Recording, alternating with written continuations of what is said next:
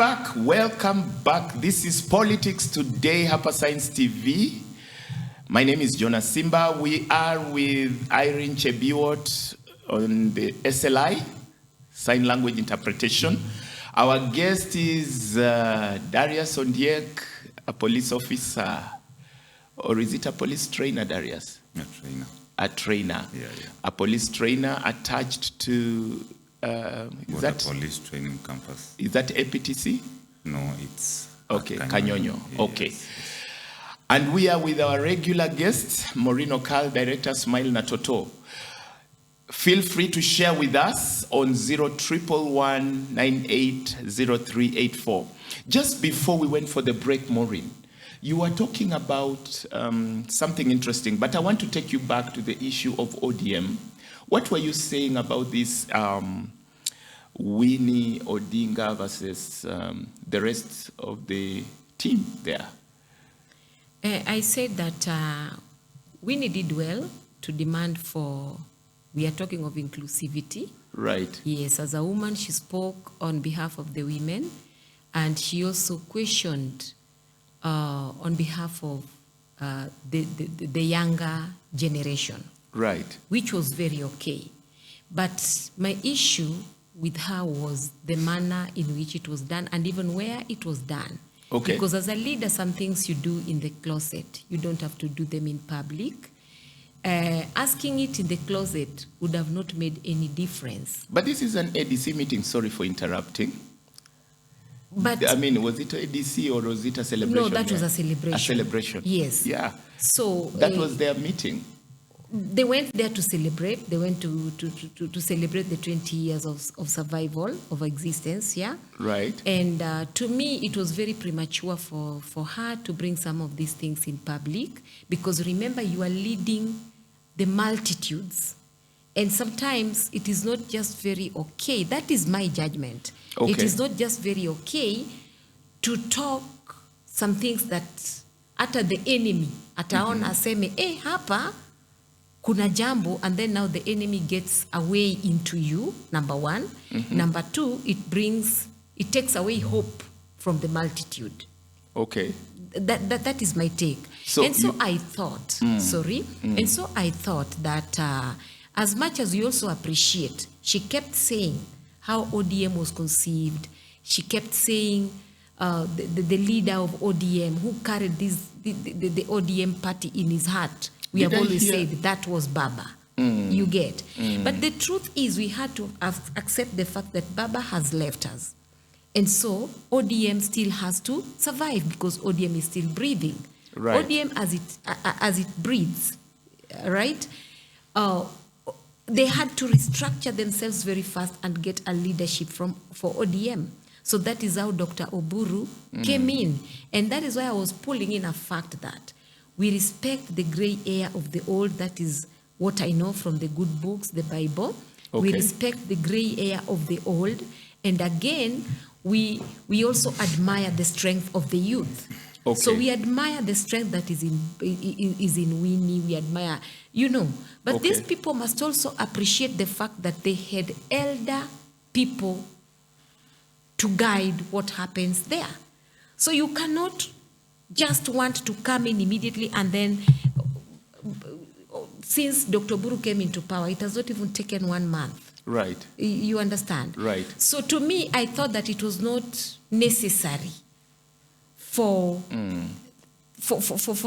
these people to start wanting or questioning or doubting the capability of whoever is there to stand in the gap. That was a stopgap measure. Okay. Now, an urgent measure. So after that, as leaders, you go back to your own closets and then you discuss your issues. Then now you can bring them out to the people because people want hope. People want to see a stable house. So to me, that was trying to remove the pillars or trying to question the pillars of the party before the time had come. Okay. It goes without question that ODM, UDA are the big parties and DCP. Am I wrong to think that way? You're right. These are the major parties and Yes. they enjoy a lot of following amongst the public. Sorry.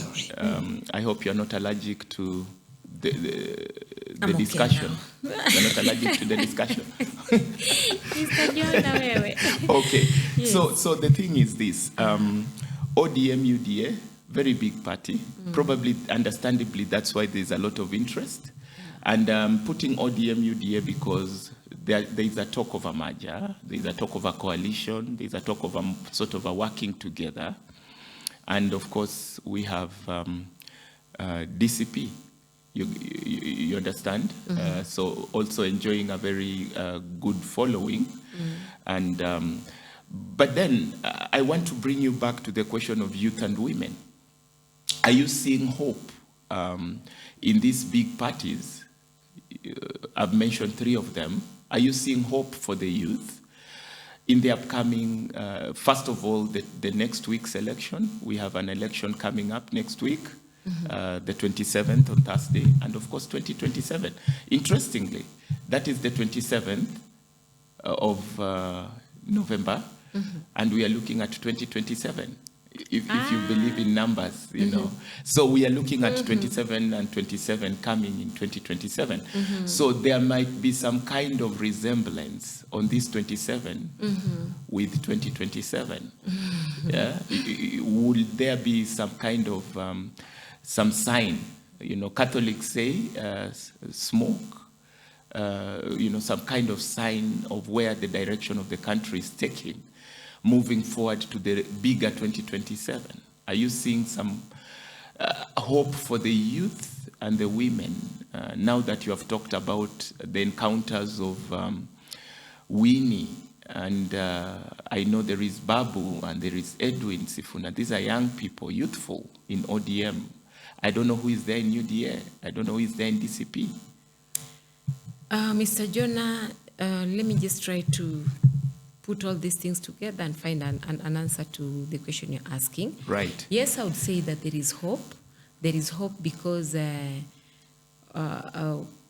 them that believe, everything is possible to them that believe. So the issue is on what ground are you? Are you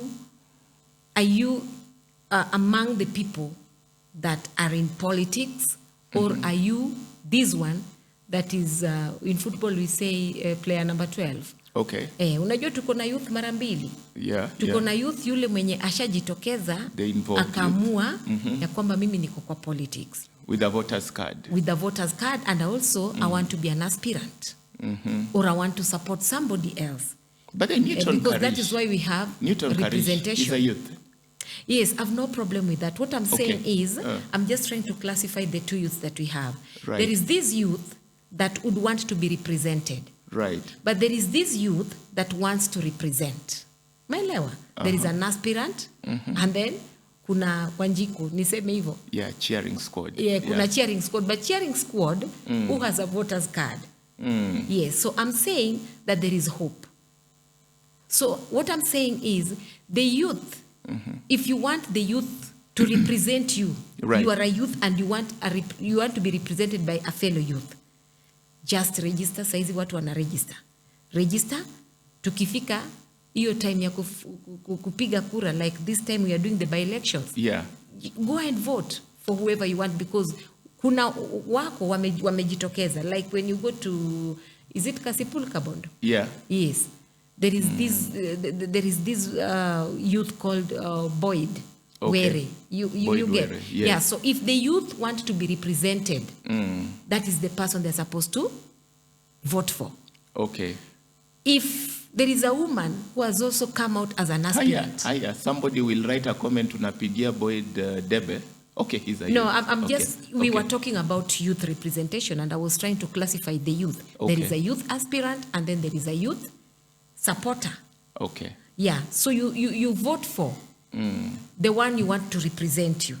But that does not mean that we ignore the older leaders. Vote for this person that you think is going to give you what you want to be given. Do you know, Maureen, last Yes. week when we had the registration opened up by IEBC, they registered very low new registrations. They were targeting the youth.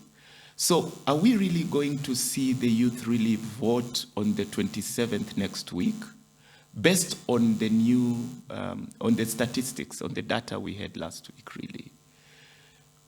And by the way, for Vihiga, you know where Malulu Injendi, the late, yeah, was it Malava? Malava, yeah. yes. Yeah, it is said Seth Panyako is there. There is David somebody from UDA.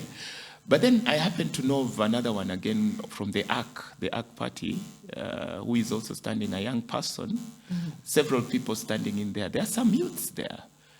I mean, based on what we saw last week on these registrations and a few weeks ago, really, are we really going to see the youth really show up next week? Because the youth are the majority, but are they really going to vote?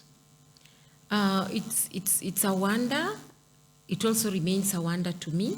Right. Because one, when the registrations processes were opened up for them, there was a low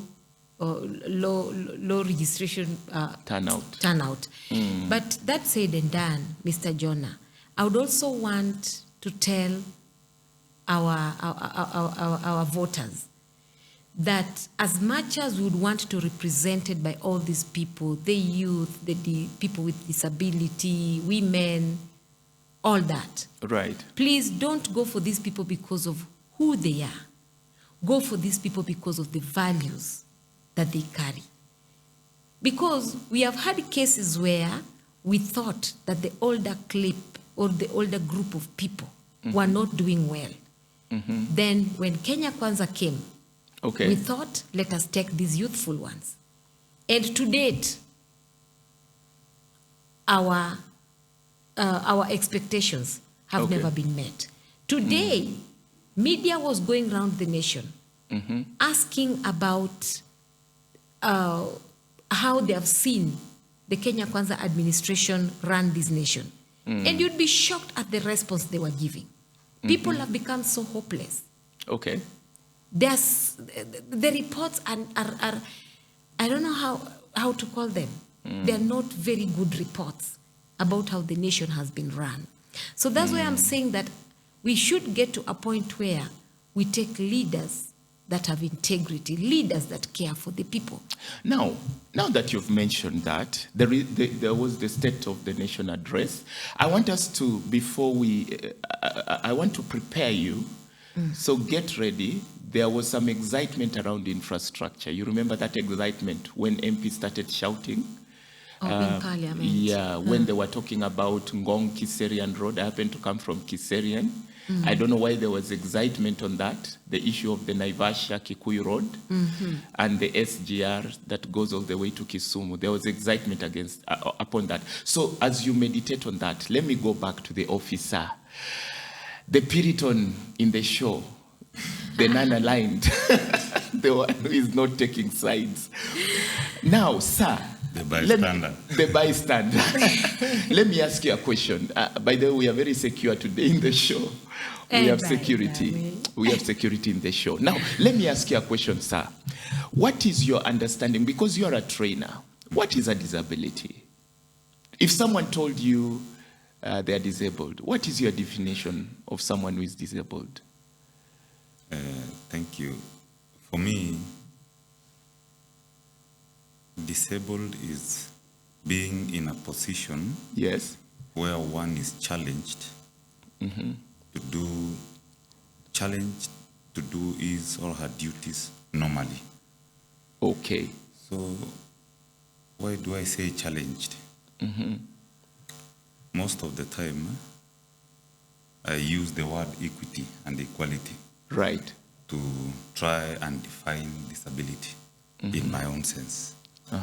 You know, you can say, Simba, that you have given equality, equal opportunities to everyone. For example, to access social amenities, schools, hospitals, and blah, blah, and the rest. Yeah.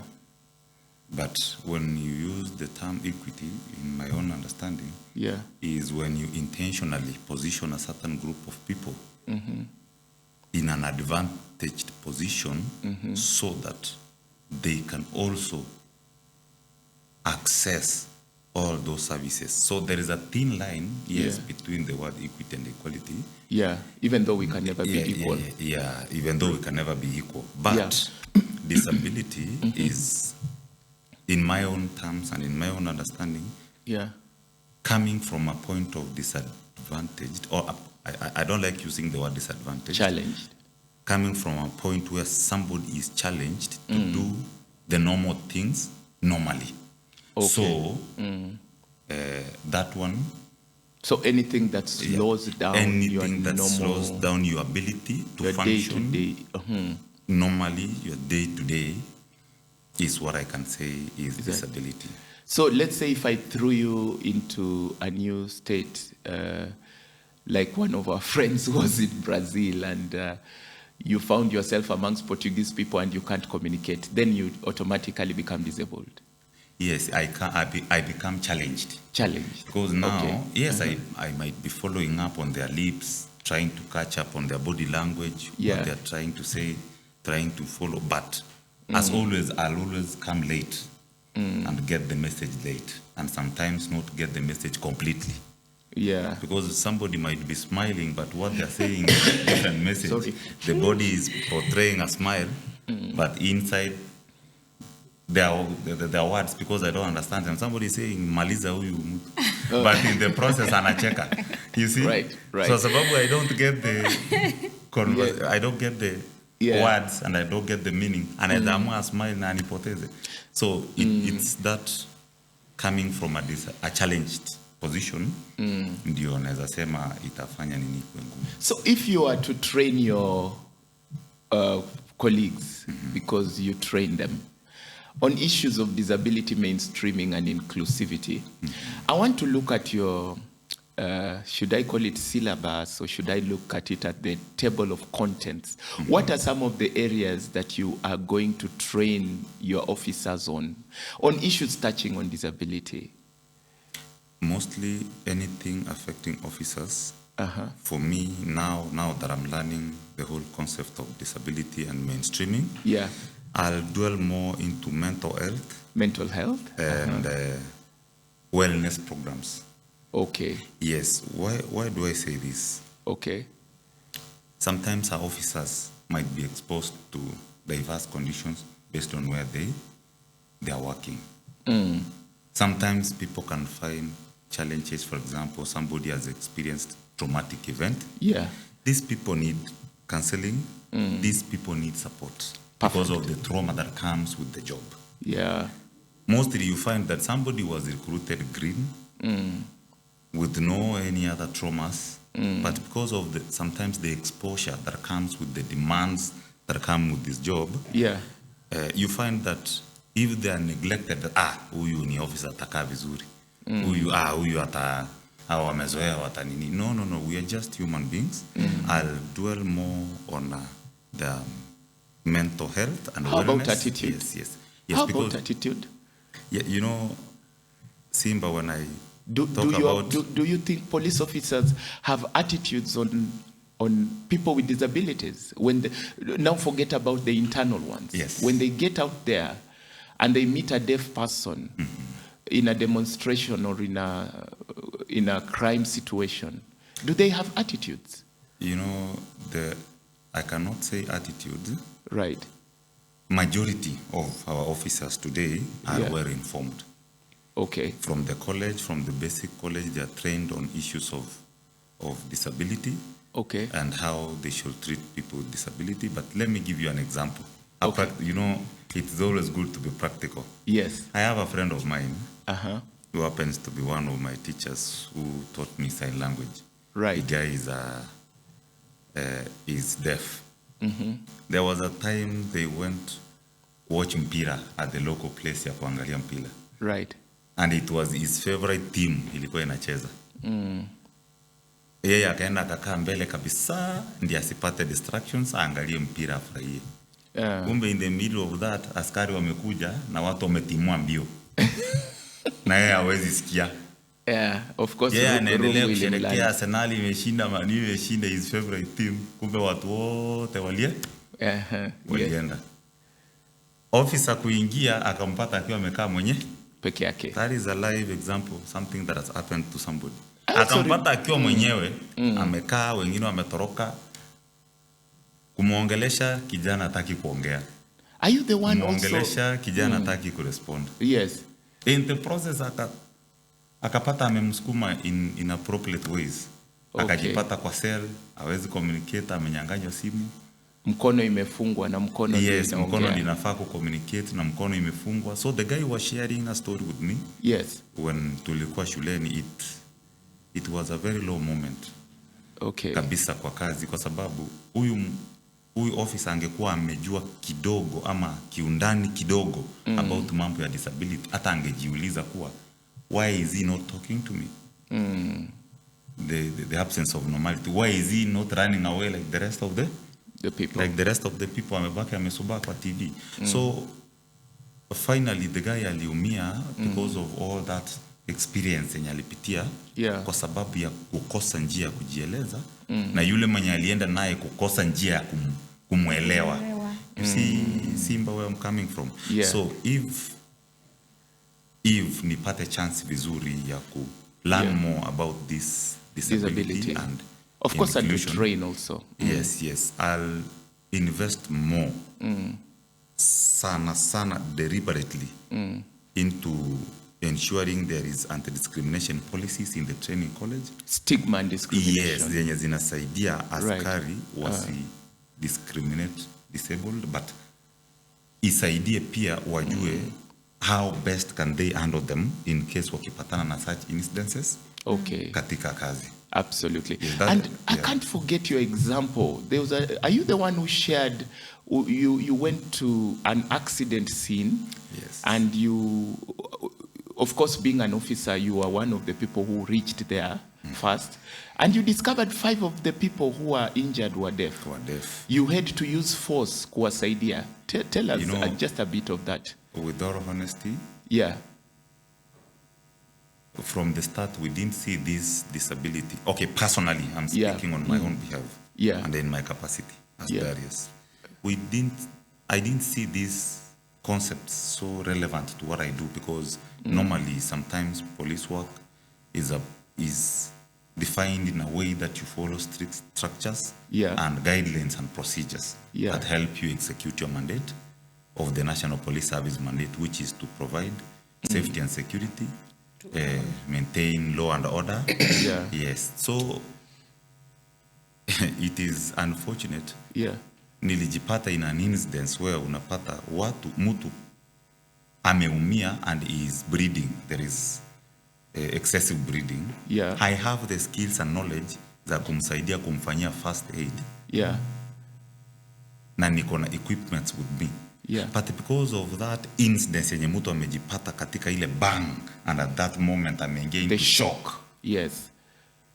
Na kusikii na ni deaf. Ilikuwa kazi ngumu kumwambia nataka kukufunga kwa mfano bandage ama tourniquet nisaidie. The tourniquet is painful. Ukifunga wewe inakuwa na uchungu. Tourniquet ndio uifunge is painful if it has to be effective. Unafunga mpaka isaidie damu iache kutoka kwa long joints. Mahali yenye nafaa kufungwa, mahali kuna vuja damu. So it was striking the balance between kung'ang'ana nisaidie maisha yake na kung'ang'ana kumueleza na atuelewani kwa what I'm trying to do is helping you and saving your life. You see, you ended up using force? I ended up using reasonable force to restrain the person, so that after restraining him, so that I could use that tourniquet, I could tie him the tourniquet and stop the bleeding. So it's in many officers sometimes find themselves in incidences where you're trying to strike the balance between giving your service that you know and trying to communicate to somebody maybe that the communication is not going through. So it's something that is challenging, and I'm happy that now some or majority of officers are embracing this disability mainstreaming. It is, the programs are there in the training colleges. People are being trained on issues of disability, not just deaf. How, for example, yes, I know how to sign, Also, how can we handle somebody, for example, Jonah, who is blind, Okay. like you? How can I guide you? So that officers can learn to differentiate between sympathizing with someone And help. and helping that person. You know, Yeah. sometimes people sympathize, but they don't go ahead into helping. Maybe, Jonah, you Yeah. didn't want my sympathy. Yeah. You just wanted my help. You just wanted me to treat you normally, like any other human being who is deserving of police services. Yeah. So yeah. it is, so I'll say, give an opportunity. Of course, I'll learn from you guys. I'll learn from those who know more. I'll venture more into the training part Okay. so that I can change attitudes alongside this concept of Great. inclusivity. Yes. Actually, even before Maureen, we have some few minutes, I know, before you explain on the issue of the road. When the late Raila passed on, some police officers took me. I went to Nyayo Stadium. Of course, I also went to Karen, the home, but it was the viewing. The time is already gone. Can you believe it? And it took the police officer who helped me to understand how to explain the colors that the body had. You know, he didn't understand, and those are some of the things. But very quickly, in 1 minute, Maureen, that road, why the excitement during the State of the Nation address? I don't think if it was an excitement. Yeah, I'm thinking it was. You see, those are parliamentarians. Those are people that come from villages where they do their representations. And if you talk of a road, honestly, like Kikuyu or Naivasha Road, what is there that is to be made, Mr. Jonah? So these people know that hii ni kutaka kunyang'anya wananchi pesa yao. Okay. Unatengeneza barabara mahali kuna barabara. You come from Kiseri and I come from Ngong Road. Kuna barabara ya kutengeneza hapo. Why don't we take these monies and put them where they're supposed to be put? So you We feel make it's a roads. duplication? That is going to be a duplication of work that had already been done. And so probably I that's think why- the MPs were doing that in protest because Okay. they also live in Nairobi. They know, and they are wondering why the same roads. Yet we can take this money and use it where roads are needed. I think that was why they were making noise. I believe so. Okay, in one So sentence, that- because we have to wind this up. What's your opinion on that State of the Nation? The president was talking to the club of leaders. Okay. All that he spoke, come to Mwananchi. My friend, we are living in two worlds apart. There is Kenya Kwanza and Kenya second. Yes. Okay. The Sisemi kitu. Kenyans I are have to not wind in this up. touch with what he was saying. That is the truth. I was even wondering, sasa hii ni nini hii inasemwa? Okay. Because it is not the truth. Okay. I have to wind this up, Maureen. All right. Viewers, give us your comments, especially on the State of the Nation address. Give us your comments. Also about the visitor we brought today. What do you think about the police and disability, the police and service to Kenyans? Yes, we were with Darius Ondeki, officer trainer. That name, Kanyonyo. Yes. can Yes, okay. And we were with Maureen Okal, Director Smile Natoto. My name is Jonah Simba. Our sign language interpreter has been Irene Chebiwot. 0111980384. Share with us. See you next week on Politics Today, Hapa Science TV. Bye-bye.